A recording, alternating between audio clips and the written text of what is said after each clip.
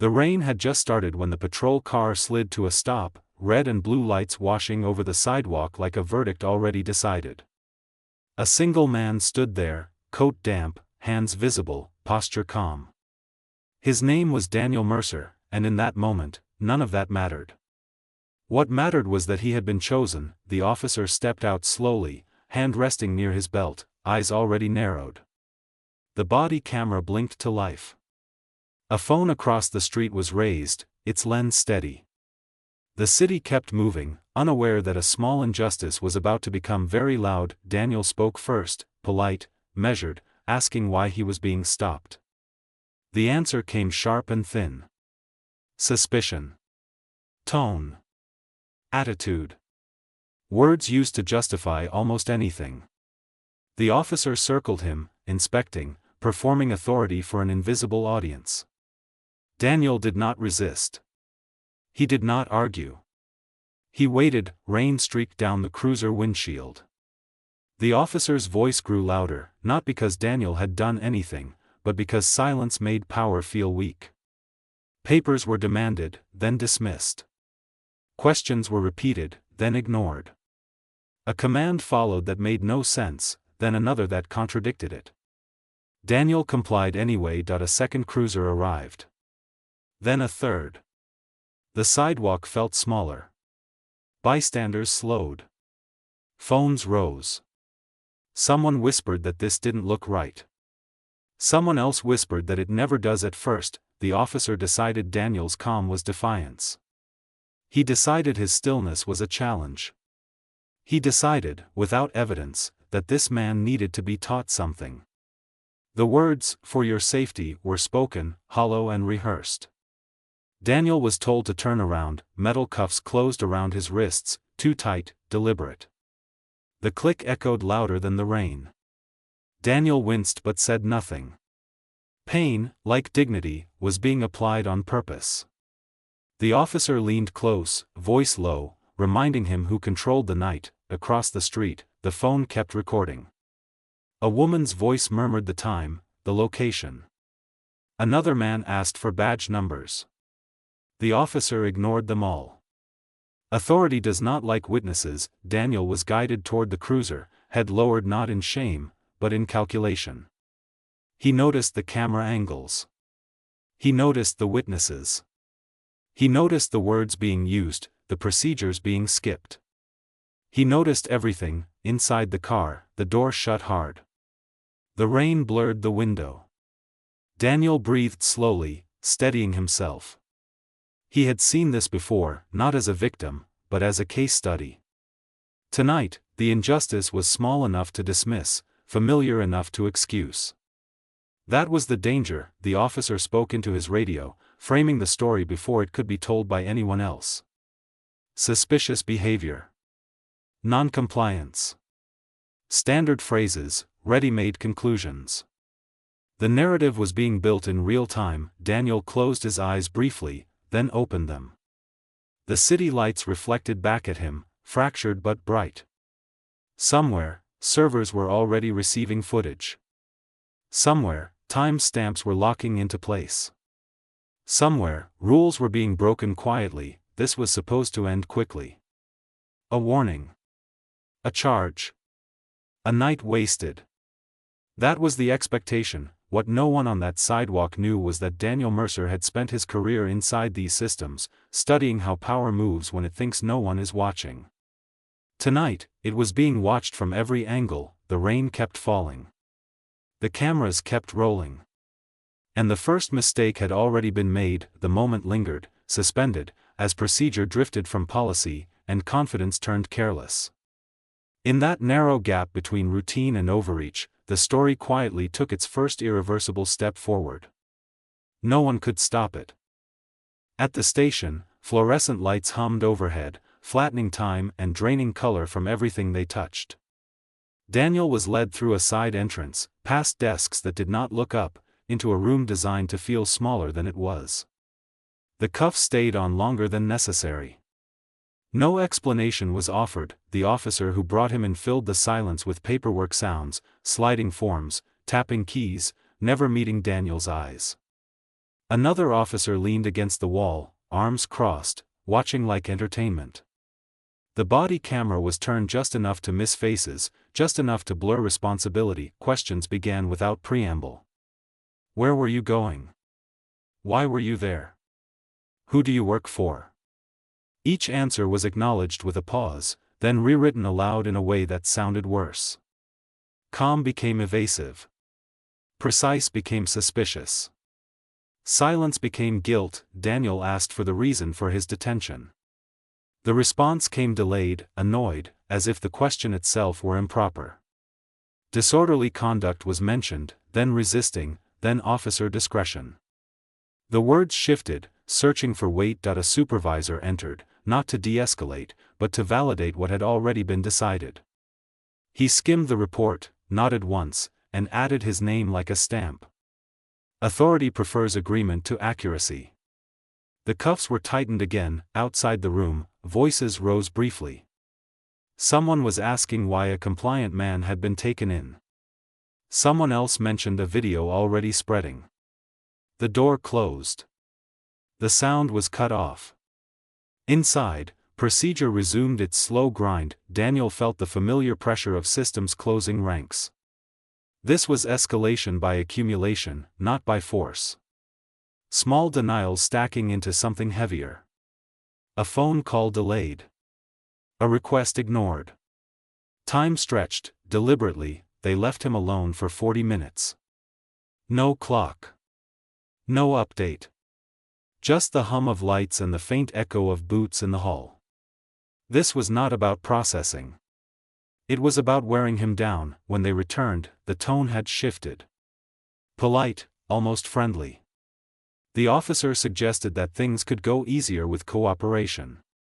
A citation instead of a charge. Release instead of holding. All Daniel had to do was acknowledge misunderstanding. Admit fault. Signed, Daniel read the form carefully. It described actions he had not taken, statements he had not made. It erased the witnesses. It erased the cameras. He slid it back untouched. The friendliness evaporated. The officer's jaw tightened. The choice, it seemed, had already been made for him. A holding cell was mentioned. Transport. Paperwork multiplied. In the hallway, a different officer paused, glanced at Daniel, then at the cuffs. Recognition flickered, faint but real. A name registered somewhere. A memory stirred. He said nothing, but his radio crackled with a question that had not been there before. Minutes later, a call came in. Quiet. Urgent. A supervisor stepped aside to take it. His posture changed as he listened. The room did not hear the words, but it felt the shift. The report was reopened. Details were adjusted. Times clarified. The narrative slowed. No one apologized. No one explained. But the momentum had changed. Daniel was moved again, not to a cell, but to a bench near the desk. The cuffs were removed without comment. A bottle of water appeared. Small gestures, sudden and revealing. Outside, night deepened. Phones continued to glow. Names were being searched. Connections traced. The story was no longer contained by walls. Daniel sat quietly, hands free, watching the system hesitate. Escalation had done its work. Not against him, but against itself. Somewhere above the station, rain clouds thinned. Pressure shifted. The night was no longer predictable. This was the moment when overconfidence began to meet memory, and routine brushed against consequence. The machinery was still moving, but now it was being observed, recorded, and compared to its own rules. Nothing had broken yet. But everything had slowed. And in that slowing, the first cracks were starting to show. Across the desk, screens refreshed with internal messages marked low priority. A complaint log populated itself, time-stamped, tagged, impossible to delete without leaving a trace. An officer frowned, reread a line, and checked a policy tab he had not opened in years. The station did not erupt. It adjusted. Chairs shifted. Voices lowered. A printer paused, then restarted, spitting out forms that required signatures from higher up. Each step added friction. Each pause invited memory. A lieutenant passed through, slowed, and asked a question no one wanted to answer. The room gave him space. Authority was recalibrating, not retreating, but preparing to protect itself. Daniel listened without looking up. He recognized the sound of systems consulting themselves. This was not mercy. It was caution. Somewhere beyond the building, notifications multiplied. A clip was shared, then shared again. Context followed. Names aligned. The night acquired witnesses who would not forget. Inside, a final form waited. It asked for justification. It demanded specificity. It left no room for improvisation. Pens hovered. No one rushed. The risk had been measured. The answer was no longer obvious. The building settled into a watchful quiet.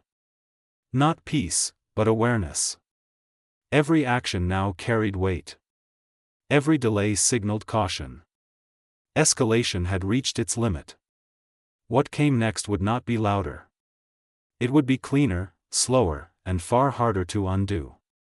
The night held its breath, waiting for the next rule to be tested, and for someone to realize too late that timing mattered now. By morning, the narrative had hardened. What had begun as uncertainty was reshaped into procedure. Reports were finalized. Language tightened. Justifications were aligned. Authority, when given time, learns how to protect itself. Daniel was informed he would be charged.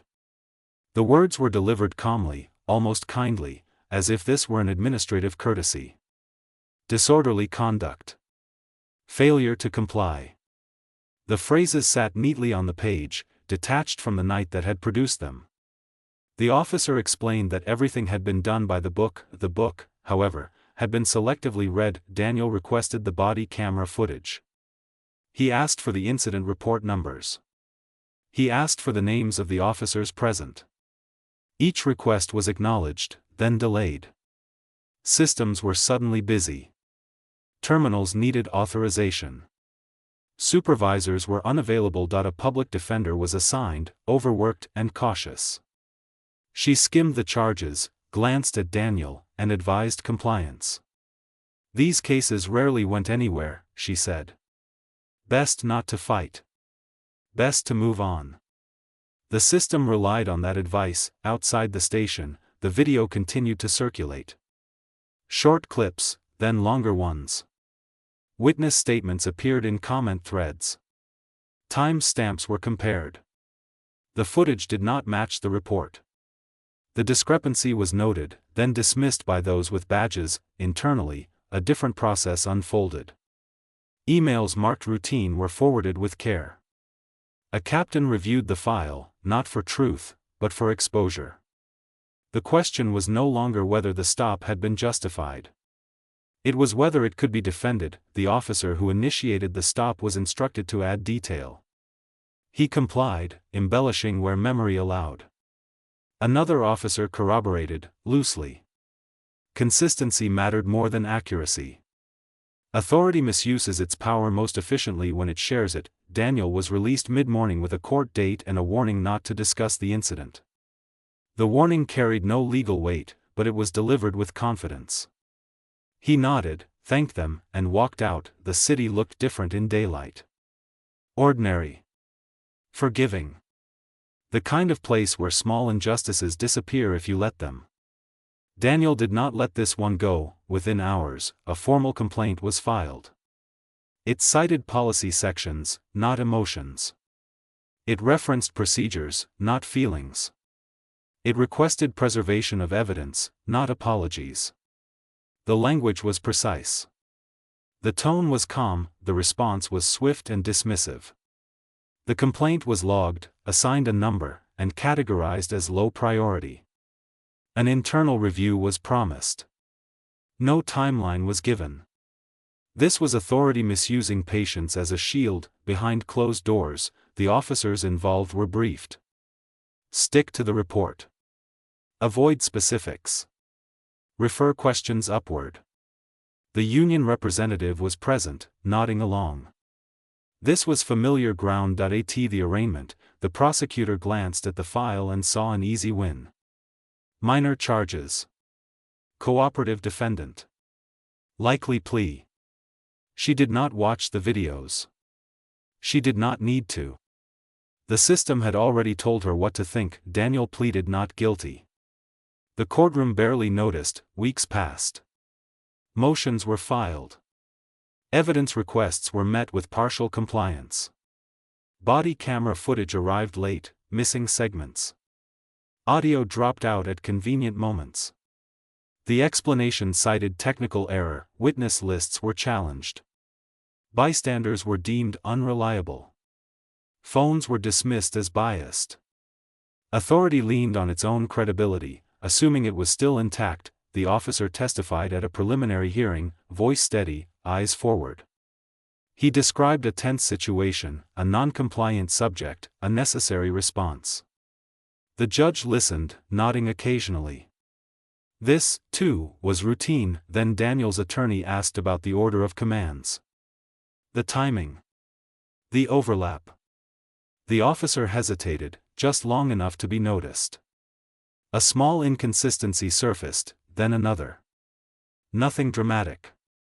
Just enough to require clarification. The prosecutor objected. The judge allowed the question. The officer answered differently than before. The record noted it. Outside the courtroom, a journalist waited. She had followed the video trail back to the docket. She had read the complaint. She had requested the footage herself. Her questions were polite and persistent. Authority does not fear questions. It fears patterns. Internally, the review board convened. Not to discipline, but to assess risk. The word optics appeared in the minutes. So did precedent. No one mentioned justice. Emails surfaced that contradicted timelines. A radio log showed gaps. A supervisor's signature appeared on a report he had not reviewed. Each detail alone was manageable. Together, they formed something heavier. Daniel watched this unfold from a distance, never raising his voice, never appearing surprised. He continued his life.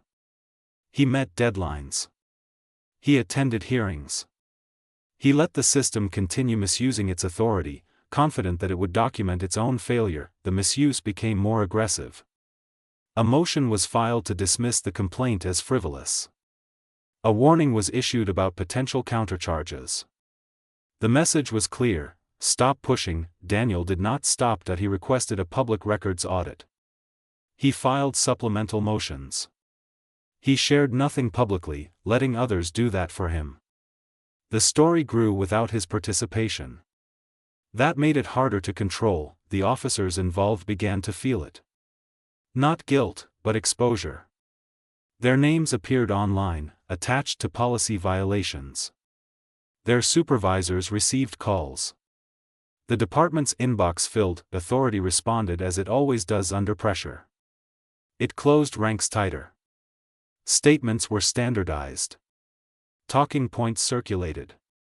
The misuse of power shifted from individual to institutional. That shift was the mistake. By trying to protect itself, the system had expanded the scope of accountability. What had been a single stop was now a procedural failure. What had been an officer's judgment was now a department's culture. The misuse was no longer hidden. It was documented, time-stamped, and increasingly indefensible. And still, the charges remained. The court date was set. The system prepared to see it through, convinced that endurance would outlast scrutiny. Authority had committed fully to its version of events. What it had not accounted for was Daniel's patience, or the fact that misuse, when repeated calmly, eventually leaves a trail too clean to deny. The ground beneath the case was no longer stable. It just hadn't collapsed yet. The power shift did not announce itself. It arrived quietly, disguised as routine correspondence. 3 days before trial, a motion appeared on the docket, filed by a name that had not been there before. Not defense. Not prosecution. Oversight. The heading cited jurisdiction Daniel's case did not technically require, but absolutely allowed. Attached was a request for consolidated review. Inside the department, the email landed without urgency, then spread with it. Legal Affairs flagged it. Risk Management forwarded it. A deputy chief read it twice, then once more slowly. This was not escalation. This was elevation. The journalist published a longer piece that afternoon. Not opinion.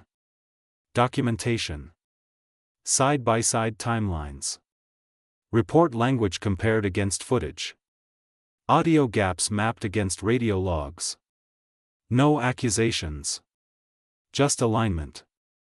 Readers drew their own conclusions. That night, an internal memo circulated, instructing officers not to comment on pending litigation.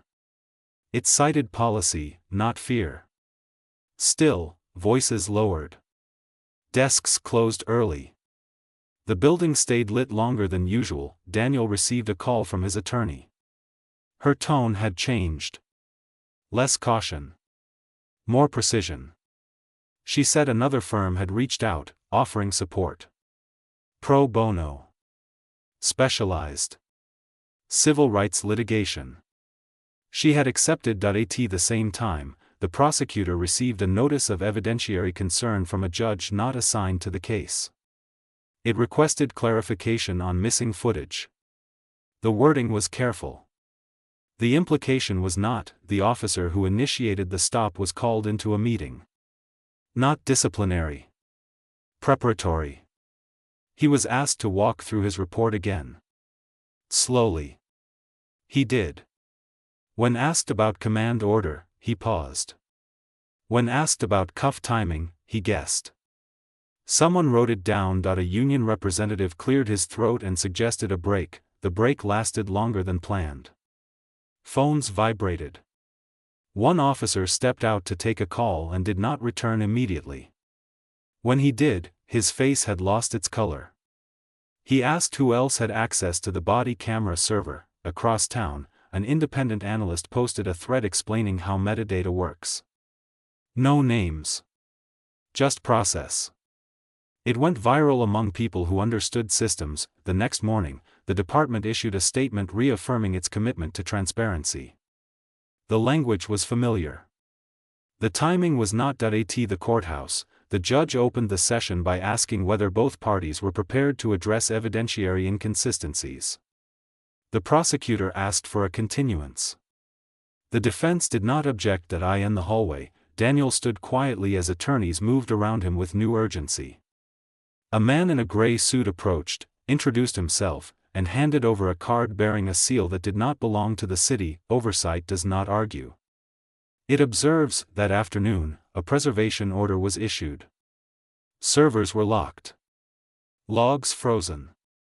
Access restricted. Authority had lost control of its own archive. Emails surfaced that had not been meant to. Drafts of reports. Early versions. Language edits.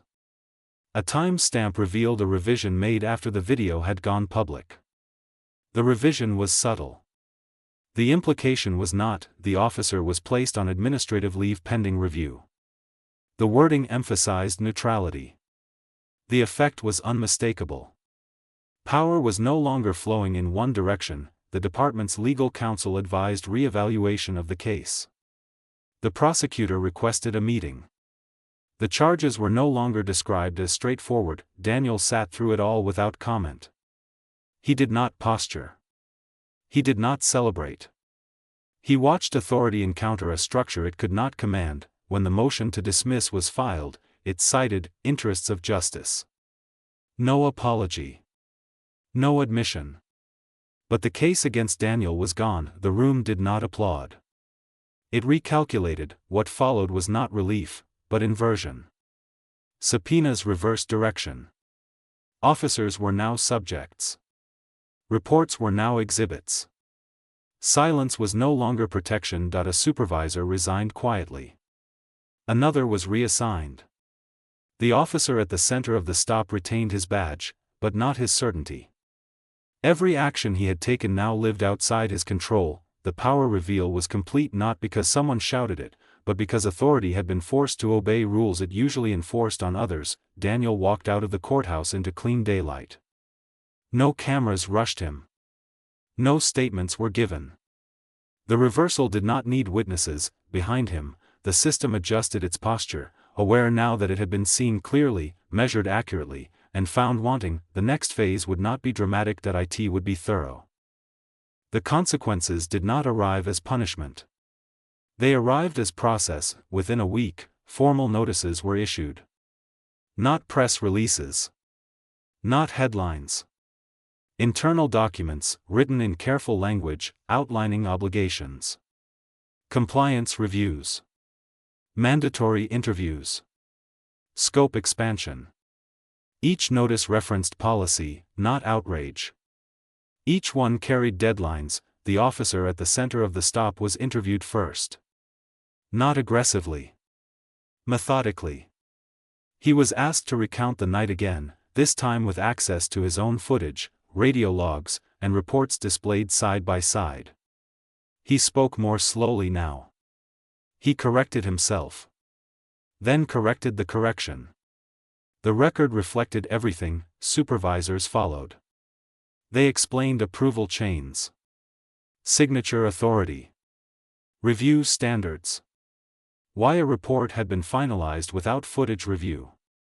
Why a revision had occurred after public release. Why no one had flagged the inconsistencies earlier. The answers varied. The pattern did not. The union requested representation for all involved. Oversight granted it, then continued. Representation did not stop questions.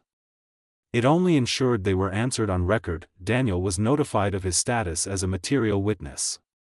He provided a statement once. Clear. Factual. Limited. He declined further comment. There was nothing more to add. The documentation spoke for him. Civil filings began quietly. Not against individuals at first, but against practices. Training deficiencies. Reporting standards. Evidence handling protocols. Each claim cited the department's own manuals. Authority was being held to its own language. The prosecutor's office conducted a parallel review. The case against Daniel had been dismissed, but the handling of it had not gone unnoticed. Internal emails showed assumptions made without verification.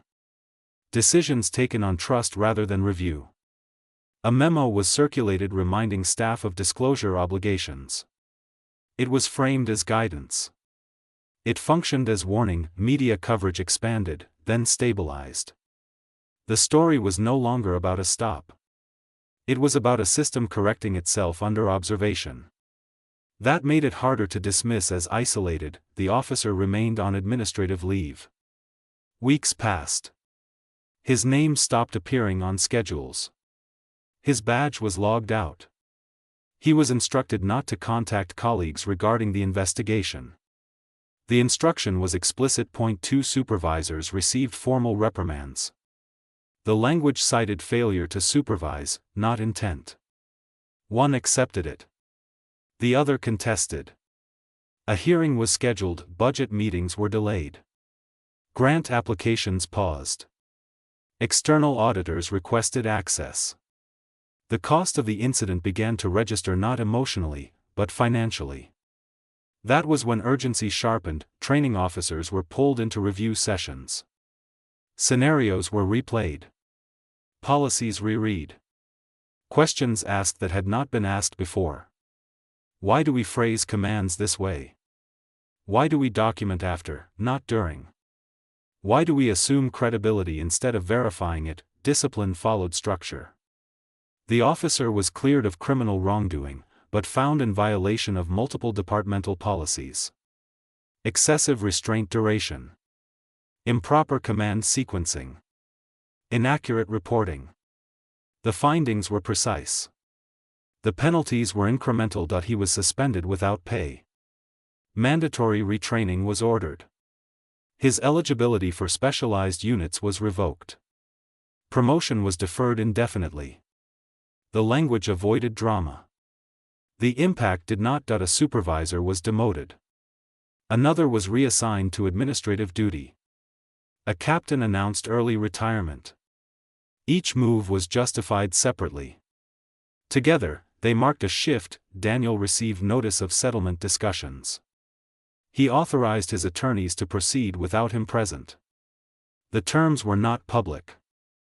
They did not need to be. The acknowledgement mattered more than the number.in court filings. The department conceded procedural failures without admitting liability.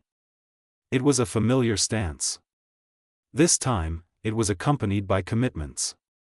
Independent review. Policy revision. Public reporting. The oversight body issued its findings. They were longer than expected. Footnotes referenced prior incidents. Patterns were identified. Recommendations were mandatory, not advisory. Implementation timelines were set. Progress reports required. Non-compliance penalties outlined. Authority now had obligations to meet, not narratives to manage. Inside the department, morale shifted. Not collapsed. Adjusted. Officers spoke more carefully. Cameras were checked more often. Reports took longer to file. Supervisors asked questions they had once skipped. The consequences extended outward. Neighboring departments requested guidance. Training consortiums updated modules. The incident entered case law discussions, not as scandal, but as precedent. Daniel observed all of this from a distance. He returned to his routines. The case no longer demanded his presence. The system was carrying it forward on its own weight. Months later, a final notice arrived. The officer had completed retraining. His suspension had ended. He returned to duty under probationary review. The language emphasized monitoring. The message was clear. No one celebrated. No one needed to. The outcome was not about removal. It was about correction. The department released a public summary. It acknowledged mistakes. It outlined reforms. It committed to review. The statement was restrained. That restraint gave it credibility. The consequences did not restore the night. They did not erase the cuffs. They did not undo the assumption. They did something else. They changed behavior. Authority had been slowed, examined, and adjusted. Not by force. By its own rules, applied without exemption. The system had not fallen. It had been forced to stand straighter, and that, quietly, was the point. The reforms did not arrive as announcements. They arrived as revisions. Policy manuals were updated first. Language tightened. Ambiguities removed. Command sequences clarified down to seconds, not intentions. The changes looked minor on paper. In practice, they removed discretion where discretion had been misused. Body camera protocols were rewritten. Activation requirements expanded. Deactivation rules narrowed. Automatic uploads were mandated at the end of every shift, with hash verification to prevent silent edits. Supervisors were no longer allowed to approve reports without viewing full footage. The policy made that explicit. Training followed. Not a seminar. A restructure. Scenario modules were rebuilt using real incidents, anonymized but unmistakable. Officers were required to identify points where authority could drift into overreach. The exercise was not framed as discipline. It was framed as risk prevention. That framing mattered. Documentation standards changed next. Reports now required time-stamped justification for each use of restraint, each escalation, each deviation from standard procedure. The system flagged inconsistencies automatically. Officers could still write freely, but the structure no longer allowed gaps to hide inside language. Supervisory review was altered. Approval chains were shortened, but accountability was widened. A single signature was no longer sufficient. Review panels rotated monthly to prevent familiarity. Patterns were tracked across units, not buried within them. External oversight was formalized. What had once been discretionary became required. Quarterly audits were scheduled. Findings were published in summary form. Redactions were limited. Silence was no longer an option. The prosecutor's office adjusted its intake process. Cases involving police conduct triggered automatic evidence review protocols. Body camera footage was requested independently of departmental submissions. Charging decisions were no longer made on reports alone, judicial guidance followed. A memo circulated among local judges emphasizing early scrutiny in cases involving authority use. Not skepticism. Verification. The distinction was intentional. The union negotiated amendments. Not resistance. Safeguards. Clearer expectations reduced liability for officers who followed procedure. Protection shifted from shielding misconduct to enforcing compliance. That shift took time, but it held. Technology was updated. Access logs became immutable. Every view, every edit, every export recorded. The knowledge of that record changed behavior more effectively than punishment ever had. Community reporting channels were rebuilt. Complaints could now be filed with supporting media directly attached. Status tracking was visible. Deadlines were public. Closure required explanation. The system could still deny a claim, but it could no longer disappear it. Data from the incident was used in regional training conferences. Not as spectacle. As instruction. The case was referenced without names, but the lessons were explicit. Authority was strongest when it did not need to defend itself later. Recruit training incorporated these changes from the start. New officers learned procedures shaped by failure, not tradition. They learned that calm compliance applied in both directions. Internally, performance metrics shifted.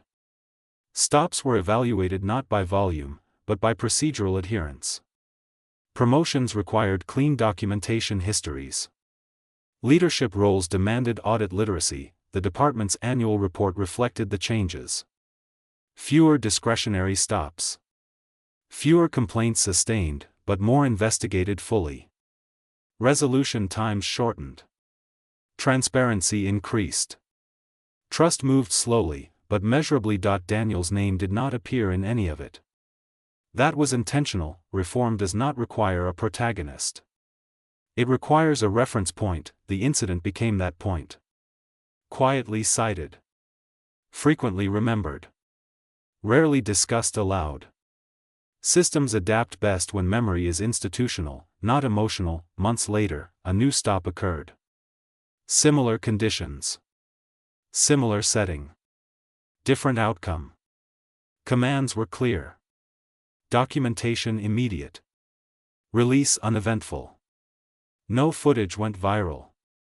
No report required correction. That absence was evidence. Reform is not dramatic. It is repetitive. It is enforced boredom replacing unpredictable harm. Authority adjusted its posture. Not humbler. More precise. The system had learned what it cost to improvise under confidence, and what it gained by following its own design. The changes did not guarantee justice. Nothing does. They narrowed the margin for injustice to operate unnoticed. That narrowing was deliberate. Oversight bodies monitored compliance. Reports were submitted on time. Deviations were addressed early. Small corrections prevented larger failures. The case entered academic discussion, not as anomaly, but as example of accountability functioning without collapse. That distinction mattered. Daniel moved on completely. The system did not need him anymore.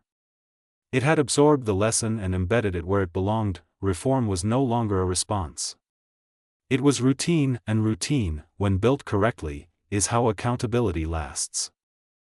Years later, the night rarely surfaced in conversation, but it had not faded. It lived in procedures, in checklists, in the quiet pauses officers took before giving commands. The city moved on, unaware of the adjustment beneath its routines, unaware that fairness sometimes arrives without ceremony. Daniel never became a symbol. He did not speak on panels or appear in documentaries. He returned to his work, to ordinary days measured by deadlines instead of court dates. The dignity taken that night had not been restored by apologies, but by outcomes that no longer required him. When people asked what had happened, he answered simply.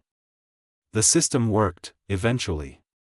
He left it at that, because justice does not need embellishment when it stands on record. Somewhere else, another person stood on a sidewalk under flashing lights. This time, the encounter ended quickly. The officer explained, documented, and moved on. Nothing viral followed. Nothing needed correction. That absence echoed louder than outrage ever could. Accountability is not loud. It is cumulative.